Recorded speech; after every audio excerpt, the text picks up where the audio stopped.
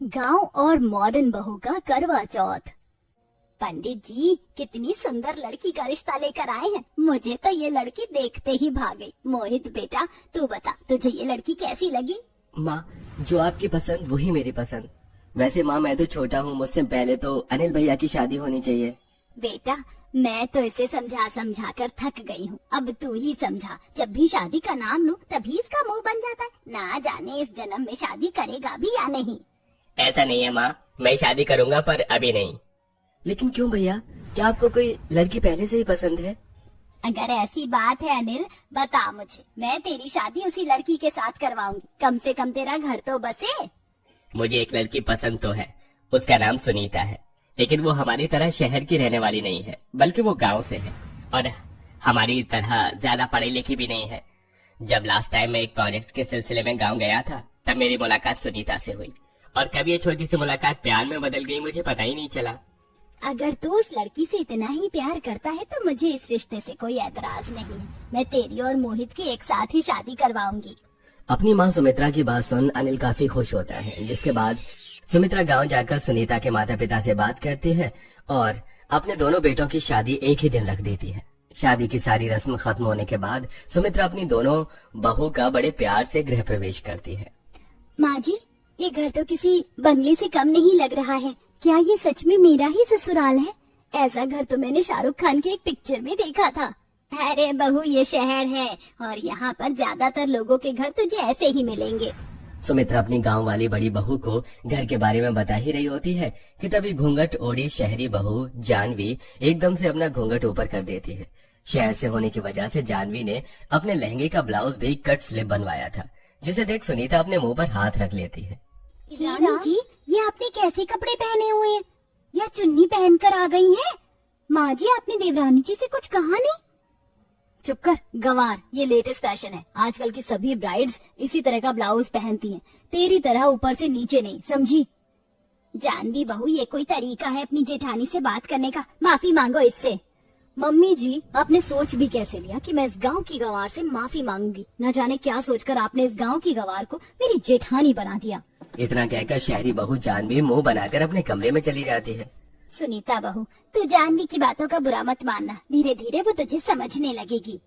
सुनीता को समझाकर सुमित्रा भी अब अपने कमरे में चली जाती है और ऐसे ही दोनों बहुओं की शादी का दिन गुजर जाता है। अगले दिन होते ही सुनीता सुबह सुबह उठकर भजन गाते हुए भगवान की पूजा करने लगती है। ओम जय जगदीश हरे, स्वामी जय जगदीश हरे, भक्त जनों के संकट, दास जनों के संकट क्षण में दूर करे। ओम जय जगदीश हरे। सुनीता के भजन की आवाज को सुनकर सभी लोग नीचे आरती में आ जाते हैं। वहीं अपने कमरे में सो रही जानवी की भजन से नींद खराब होने लगती है और वो गुस्से में उठकर सीधा नीचे आ जाती है। अरे जानवी, तुम आ गई? मैं तो आरती लेकर तुम्हारे कमरे में ही आ रही थी। ये लो, तुम भी आरती ले लो। अपनी ये आरती अपने पास रख गंवार। तुझे क्या सुबह सुबह कुछ और काम नहीं है जो ये भजन गाकर मेरी नींद खराब कर दी? इतनी मुश्किल से तो मुझे नींद आई थी। अगर अब तेरी भजन की थोड़ी बहुत भी आवाज आई ना तो तेरी जुबान काट के रख दूंगी, समझी? सुनीता के गांव से होने की वजह से जानवी को बिल्कुल भी पसंद नहीं करती थी। सुनीता अकेले ही घर की सारी जिम्मेदारी को भी संभालती है। जहाँ सुनीता दिन भर घर के कामों में लगी रहती, वहीं जानवी कभी फ्रेंड्स के साथ मॉल जाती तो कभी क्लब। ऐसे ही समय गुजरता है और करवा चौथ को सिर्फ एक दिन रह जाता है। जानवी, सुनीता बहू, शादी के बाद ये तुम्हारा पहला करवा चौथ है। करवा चौथ पर सास बहू को सरगी देती है। इस सरगी के अंदर काजू बादाम किशमिश मिठाइयाँ सब कुछ है। कल सुबह सूरज निकलने से पहले तुम सरगी खा लेना और साथ में ये सुहागन का जोड़ा और श्रृंगार का सामान भी है। कल करवा चौथ पर तुम तैयार होना। सुनीता अपनी सास सुमित्रा से सरगी का सामान लेकर सुनीता के पैर छूकर आशीर्वाद लेती है, लेकिन वहीं जानवी भी सरगी का सामान देखकर मुंह बना लेती है। माँ जी, ये क्या आपने मुझे बेकार सा सामान दिया है? आपने सोच भी कैसे लिया कि मैं इतनी घटिया क्वालिटी की साड़ी पहनूंगी और ये लाल चूड़ियाँ और गंदी सी लिपस्टिक लगाऊंगी? मैं करवा चौथ पर क्या पहनूंगी ये मैं डिसाइड करूंगी, ना कि आप। इतना कहकर जानवी मुंह बनाकर चली जाती है। जानवी की बात सुन सुमित्रा को बुरा तो लगता है, लेकिन सुमित्रा उसे कुछ नहीं कहती। सुमित्रा के कहने पर सुनीता जानवी की सरगी ले जाकर उसके कमरे में रख देती है और वहीं दूसरी तरफ जानवी करवा चौथ कपड़ों की शॉपिंग के लिए एक बड़े से मॉल में जाती है। ये हुई ना बात। अब मिला है मुझे करवा चौथ के लिए एक परफेक्ट ड्रेस। जानवी बड़े से मॉल से अपनी करवा चौथ के कपड़े ले लेती है। साथ ही एक बड़े से पार्लर में जाकर manicure, pedicure, waxing, bleach, facial, cleaning, hair spa जैसी चीज करवाती है। कल तो करवा चौथ पर सबसे ज्यादा सुंदर मैं ही लगूंगी। पार्लर का काम खत्म होने के बाद जानवी सीधा घर पर आ जाती है और ऐसे ही रात हो जाती है। सूर्यदेव के निकलने से पहले सुनीता उठकर जल्दी से नहा धो लेती है और भगवान की पूजा पाठ कर सुमित्रा की दी हुई सरगी को भी अच्छे से खा लेती है। मैंने तो सरगी खा ली, लेकिन क्या जानवी ने खाई होगी? एक काम करती हूँ, उसे देख कर आती हूँ। अगर सो रही होगी तो सरगी भी दूंगी। सुनीता जानवी के कमरे के बाहर जाती है और काफी देर तक जैन के कमरे का दरवाजा खटखटाती है, लेकिन जानवी नींद में होने की वजह से दरवाजा नहीं खोलती और बेचारी सुनीता वापस आ जाती है। थोड़ी देर में सूर्यदेव दर्शन देते हैं और सरगी का समय खत्म हो जाता है। दोपहर के 12 बजे तक तो जानवी लेकिन धीरे धीरे अब उसे भूख लगना शुरू हो जाती है। भूख के मारे मेरी जान निकली जा रही है। क्या चांद निकलने से पहले मैं कुछ खा नहीं सकती? नॉर्मल फास्ट में तो इंसान फ्रूट चिप्स तो खा लेता है, तो इसमें ये सब क्यों नहीं है? क्योंकि ये करवा चौथ का व्रत है और सभी शादीशुदा औरतें इसे अपने पति की लंबी उम्र के लिए रखती हैं। चुप कर गवार, भूख के मारे मेरी जान निकली जा रही है, ऊपर से तू है कि मुझे भाषण देने में लगी हुई है। जैसे जैसे शाम होने को आती है, गांव वाली बहू अपनी सास की सरगी में दी हुई साड़ी पहनकर तैयार हो जाती है। अरे बहू, मैं तो करवा चौथ की पूजा का चित्र लेकर आ गई थी, लेकिन तूने तो इसे अपने हाथों से ही बना दिया। माँ जी, हमारे गांव में सभी औरतें अपने हाथों से ही करवा पूजा का चित्र बनाती थी। मैंने उन्हीं को देखकर ये सीखा है। सुनीता बहू, थोड़ी देर में मोहल्ले की सारी औरतें करवा चौथ की कथा सुनने के लिए आ जाएंगी। एक काम कर, तू जाकर जानवी को बुला ले, दोपहर से सो रही है, न जाने कैसा व्रत रखा इसने। कोई बात नहीं माँ जी, पहला व्रत है ना, इसलिए धीरे धीरे जानवी को इसकी आदत पड़ जाएगी।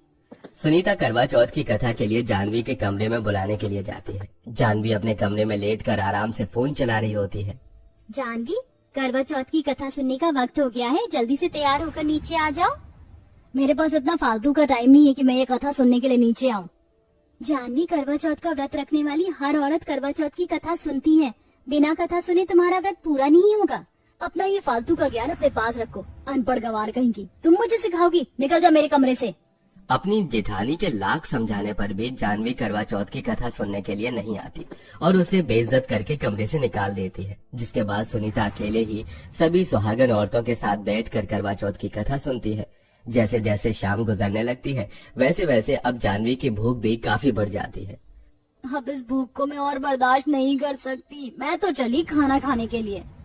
जानवी चुपके से किचन में जाती है और फ्रिज में से खाने पीने की चीज निकाल कर खाने लगती है। पेट भर जाने के बाद जानवी अपने कमरे में आती है और तैयार हो जाती है। जहाँ करवा चौथ के दिन सभी सुहागनों ने लाल रंग का जोड़ा पहना था, वहीं जानवी काले रंग के ब्लैकलेस साड़ी पहनकर सबके सामने आती है। जानवी बहू, तेरा दिमाग तो सही है, आज के दिन तूने ये पहना है, जानती भी है तूने कितना बड़ा अपशगुन किया है। अरे माँ जी, आप ये अपशगुन जैसी चीज कुछ नहीं होती है, और वैसे भी मुझे बैकलेस ब्लाउज बहुत पसंद है, इसलिए मैंने सबसे यूनिक और हटकर पहना है। थोड़ी देर में चांद निकल आता है। सुनीता छन्नी में से चांद को देख अनिल को देखती है और अनिल के हाथों से पानी पीकर करवा चौथ का व्रत पूरा करती है। वहीं मोहित अभी रास्ते में ही फंसा होता है। ट्रैफिक होने के चक्कर में मोहित एक शॉर्टकट रास्ता लेकर घर लौट रहा होता है कि तभी कुछ चोर मोहित की गाड़ी पर हमला कर देते हैं और मोहित को लूटकर उस पर चाकू से वार कर देते हैं। कुछ देर बाद उसी रोड से कुछ और लोग गुजरते हैं। मोहित को घायल देख वो उसे जल्दी से अस्पताल में भर्ती करवाते हैं। अस्पताल वाले मोहित की आईडी प्रूफ से उसके घर पर कॉल करते हैं।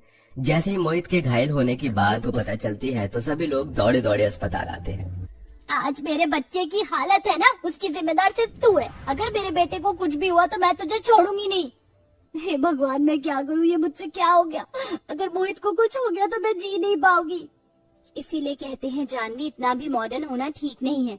तुम्हें करवा चौथ के व्रत का बहुत अपमान किया, इसलिए करवा माता ने तुम्हें सजा दी है। लेकिन अभी भी देरी नहीं हुई है। अगर तुम करवा माता से अपनी भूल चूक की माफी मांग लो, सच्चे दिल से अपने पति की लंबी उम्र के लिए प्रार्थना करोगी, तो मोहित को कुछ नहीं होगा। सुनीता की बात मानकर जानवी करवा चौथ के व्रत में की हुई सारी भूलों की करवा माता से माफी मांगती है और अपने पति की लंबी आयु के लिए प्रार्थना भी करती है।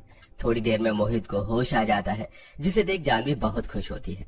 इसी के साथ अब जानवी को अपनी गलती का एहसास होता है और सुनीता से माफी मांगती है और हर साल सुनीता के साथ सारी रस्मों को निभाते हुए अच्छे से व्रत करती है। वेल दोस्तों, क्या आपके भी घर में कोई करवा चौथ का व्रत रखता है? तो उसका नाम हमें कमेंट में जरूर बताइएगा। Like, share, comment and subscribe. Please follow me.